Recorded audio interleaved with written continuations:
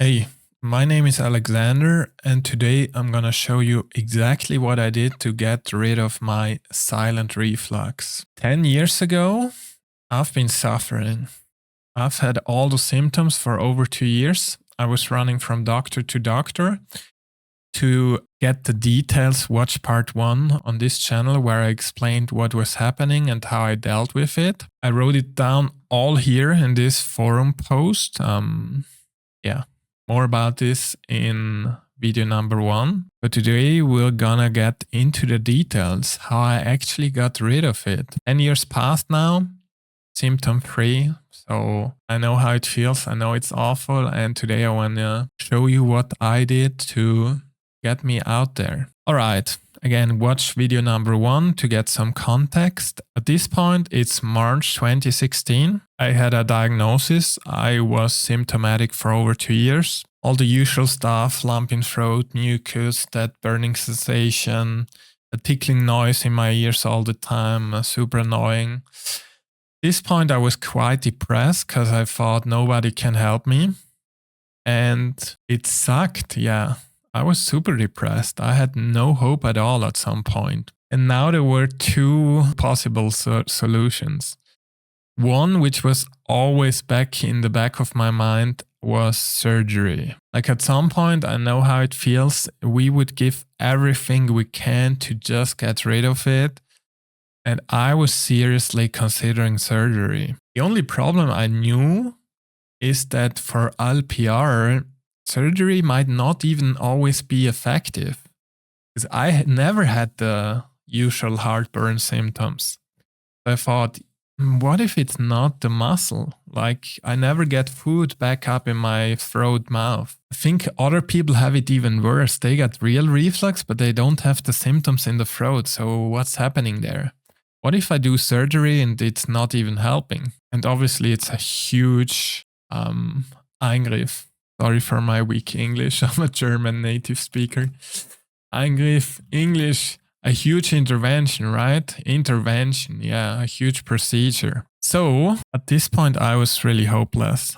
Yeah, this is me back then, me finishing university, you see. You kind of see how depressed I looked here. I was really not feeling good at this point after 2 years of suffering. And if you're there right now, you know how devastating this can be. But then a glimpse of hope, and I still remember the day. I still remember me sitting there on the PC ordering this book. That's how impactful this moment was. I just randomly was browsing on Amazon, I think. At this point, I was on Amazon a lot because, I was ordering all the supplements, slippery elm, manuka honey, everything that could just get a little bit of help. I was trying it. And at some point I found this book, You're the Placebo. This is the German version by Joe Dispenza. And I thought, okay, you're the placebo. I've heard about this, that the placebo effect can somehow have an impact. What if that could help me too with silent reflux? So here on March 29th, I still have the order here. I ordered this book. I actually ordered it again later for a friend. But this book was a huge turning point for me. Like, this changed things in a way I'm going to explain to you now. And I think this is so relatable because we're so deep in it and we know there's something weird going on, and it's more than just nutrition. Yeah, nutrition is a huge part of it, but it's more than just nutrition. So what this book did for me was establishing change on an identity level. When we're so deep into this disease, at some point we are so identified with it, right? We cannot even imagine a situation without having the burning feeling, without having the symptoms. Like at this point, 2 years in, I was like, man, this is it. And I'm just going to live this way forever, right? Like, what should happen? A miracle after 2 years. How should that suddenly change things now? I've been running from doctor to doctor and nothing seemed to help. But the thing is, when we're so deep into that identity, we're so deep into the disease, all our beliefs, all our actions are connected to that. Like imagine us having an outlook, okay, we're symptom free, we're feeling well. How would that feel? What would we do? What would we eat? How would our body respond? Imagine that in our mind against different picture. Man, I'm feeling so bad. I cannot get out of this. What should I do? I have all these symptoms. It sucks so much. You see the difference. That's a huge part in this situation. Just not even, I know the symptoms are real right now, but just being able, okay, to imagine there's a possible different future out there somewhere. There's many people symptom free. 99% of people are symptom free. Why would it not be possible for us too? Once again, identity goes deeper than actions. Our identity is gonna shape our beliefs, our actions, and therefore our outcomes. This is the same, someone being overweight. If we've got that picture in our head, we're overweight, we can try actions. Okay, let's do more exercise. Let's fix nutrition. But if there's that deeper belief of us being overweight, that identity, we're always gonna snatch back, because identity is how we are at the deepest level. We see ourselves, what we do, our actions, everything relates to identity. And if there's a version which believes, okay, I'm an LPR sufferer, I'm never gonna get out of that, it's gonna shape our beliefs, actions, and outcomes. So the first big switch was me shifting from a state of, okay, I'm symptomatic, I've got these problems. How would it actually look like if I was healthy? How would I feel? How would I feel after eating? How would my throat feel? How would it change my life? What would I be able to do? Just going through that and seeing it, we all know about those things now. Manifestation, visualizing, sports people do it, athletes, everyone is aware, okay, our mind has a huge impact on our body. And this is the first step. On an identity level, trying to establish a version where we're symptom-free. This goes deeper than just, okay, taking medicine and putting up our mattress a bit higher or eating smaller meals. This is our change on an identity level. Like all it takes is a belief and us repeating it over time. Might take a few days, a week, a month. But at some point, it will go deeper. Next part. 6 months later, I'm symptom-free. Completely symptom-free. This was me. This was actually mid-2015, 1 year in. This was till the end, maybe April 2016, March 2016, I think. And this was me 6 months later. You see that difference? You see the smile, you see my overall mood. This was me without acid reflux, not acid, but silent reflux. Laryngopharyngeal reflux, I'm not gonna even pronounce it, LPR. What have I done? What happened in these 6 months? So I've categorized this in 3 pillars. Again, I wrote it all down here in like 10 blog posts. That's why I remember so exactly. Watch video number 1, but I wanted to be the guy, okay, I was the guy searching for solutions on the internet and I could only find all the, not the depressing, but the sad story of people suffering, of people being in the middle of the symptoms, having no hope, no help. And I wanted to be a different guy, writing down how I did it. Because I wished there was someone else telling me there was an answer, there was a solution. Now, I'm not going to tell you it's going to be the exact same solution for you. I'm not here to sell you that. I just want to tell you this is what I did and there's a way out. I 100% believe there's a way out for you too. And you know that deep down, like there's a way out. Even though you're really deep into it and it seems impossible, but there's a way out. So I've categorized this into 3 pillars. The first one, nutrition. This disease starts with nutrition and it ends with nutrition, right? So nutrition has a big impact here. I've put a number on it even, 40% of the solution. I mean, this can be debated, but just to get some kind of idea. At this point, I adjusted my diet but I didn't make huge changes. Like before, I was trying some things. I was even thinking, okay, man, what if I just eat white rice for a month, or just, I don't know, something which seems reflux friendly, which people recommend, which seem not to have any symptoms. What if I just eat that and then it should be fixed, right? That might be an approach. I mean, it's not going to hurt, I think. Long term, it's not going to work because we need all the nutrients, right? We can't just eat, I don't know, carrots and zucchini or vegetables. I don't think that's the best approach.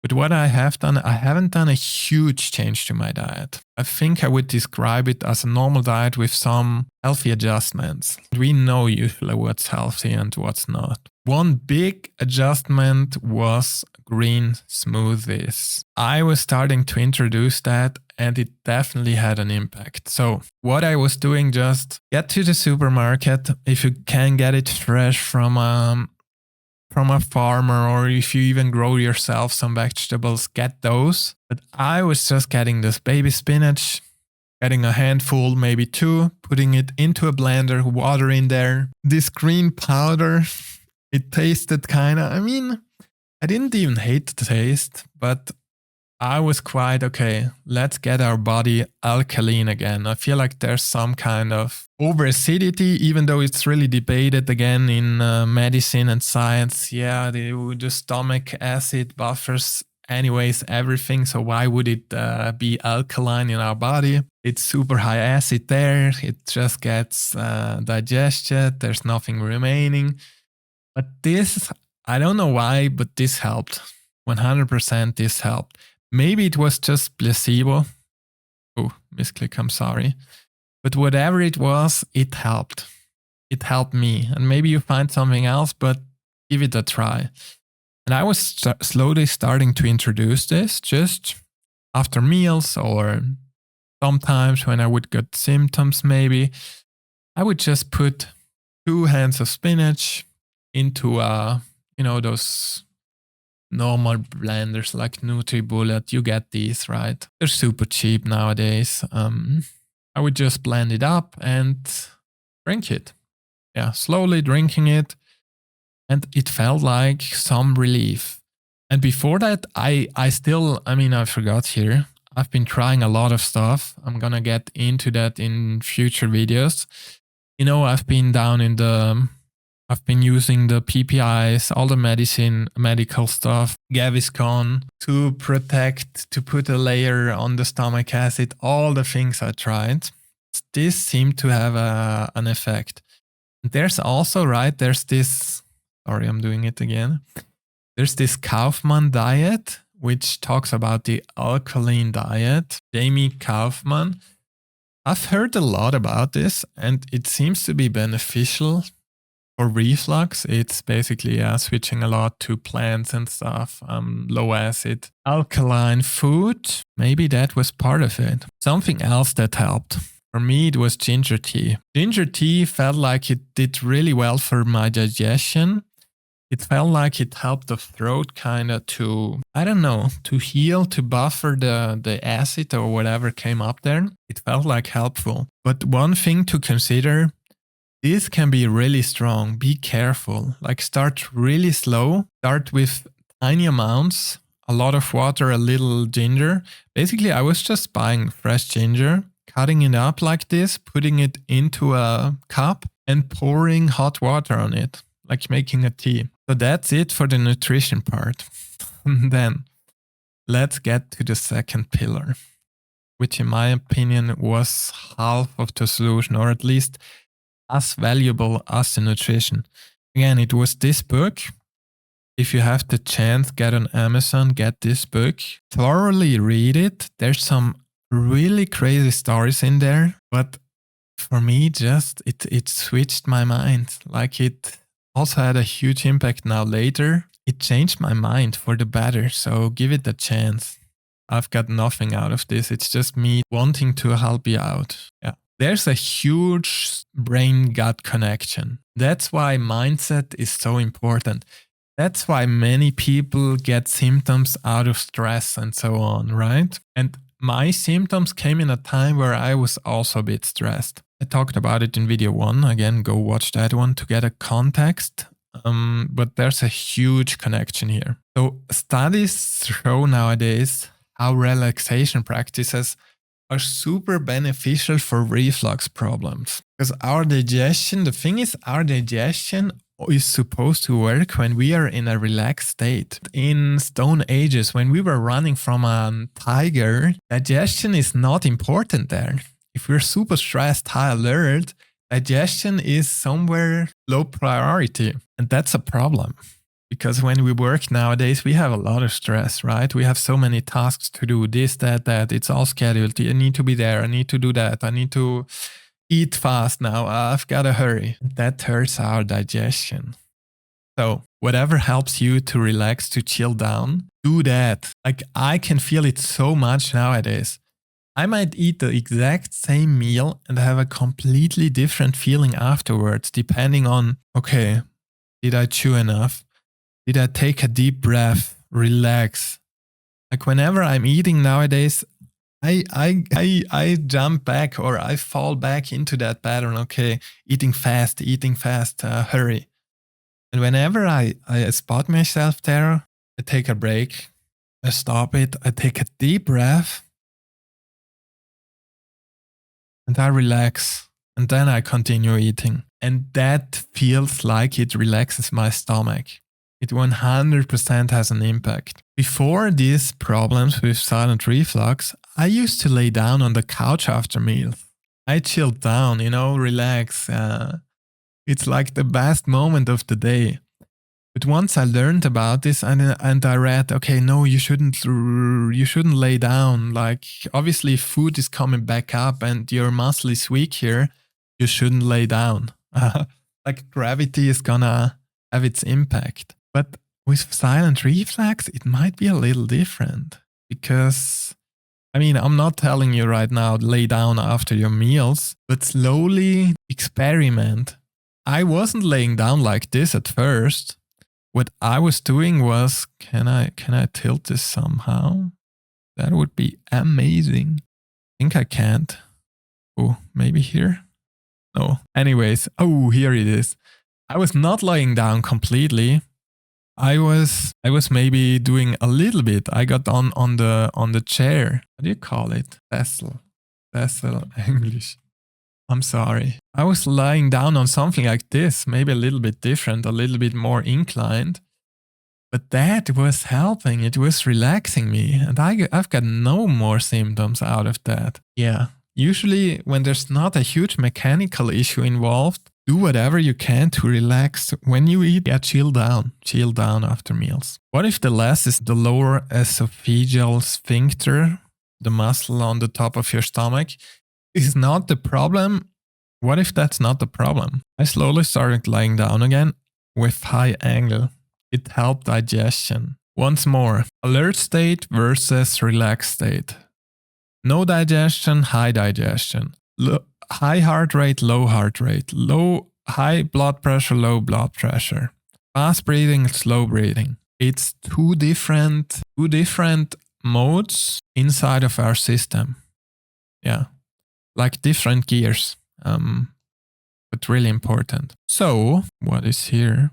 Okay, this is not yet the point. Let's get into supplements. I think they can help a bit, but they're not the main thing to consider in my opinion. What I did there, I was taking vitamin D. Almost all people are vitamin D deficient. I would recommend that. It's just good also for your mood, for your system working. Curcumin I was taking some pills. Seems to be really anti-inflammatory. Same as ginger. Whatever can calm down. Like our throat is quite inflamed, right? It's burning. It was always under attack. Whatever can help here is welcome. Omega-3 also. Anti-inflammatory. Yeah. Look into solid nutrition. Omega-3, I'm not gonna tell you to eat salmon because that might be a food many people might not digest in the first moment. But basically, the more food you can digest, which makes you like we want to be healthy, right? And we need all the nutrients. And foods that we can digest and bring us good nutrients, they should always be prioritized. So that's my take here on nutrition. So these three things: nutrition, mindset, and supplements. Let's do a summary here. It's also from my post. This was my ranking. I would rank by far ahead nutrition, mindset, and relaxation. Then some way later there's ginger tea, curcumin, vitamin D, and omega-3. But one super important disclaimer, I wrote this here again. I wrote it here in German. I've introduced these points since this was me writing the post in January of 2017. I've introduced all of these, as I cited above, step by step into my daily activities. And now I got rid of 95% of problems. So this was in March I started, or in April rather, and this was me 8 months later. I was 95% symptom free. But don't be impatient. I was aware that some of these remedies were helping, but until I felt a really clear difference, it took me 1 to 2 months. So healing takes time. Like the problem is, our throat is such a delicate area, right? We're always eating. We're always using it. It's not like you hurt you have an injury here or you have an open wound here. You put something on it and then it's safe for 2 weeks and then it's fixed. No, our throat is different because it's always on demand. And that's why it's so difficult to see the first improvements. That's why it takes time. That's why we need to be patient. Like you will feel small benefits, but it takes time to see the full healing. Yeah, that's what I want to tell you. And if you have any questions, let me know in the comments. I hope this was helpful. This was a really raw version. I'm gonna try to make over the next few weeks more videos trying to explain things in detail. I'm gonna try to bring more information. I'm gonna try to investigate this even more. Like I've been so deep into this. And now 10 years later, it feels like this is something I can bring expertise. Yeah. Right now, I'm even working as a nutrition coach, as a mental coach. And I was trying to find my space. And thinking back, I think this might be a space for me. Like this is where I can truly help people because I was in there myself. I know how depressing it feels. I know how hard it is to not get any answers and no improvements. But I also want to let you know there's a way out. I probably wouldn't be here today if there was no way out. And I'm meaning this literally. Like I got so depressed at some point, I thought, like, why do I even live? There's no reason. Me suffering here. What am I here for? Why should I do this? Makes no sense. Life is so miserable at some point. Yeah. That's it for this video. See you in the next ones. Bye bye.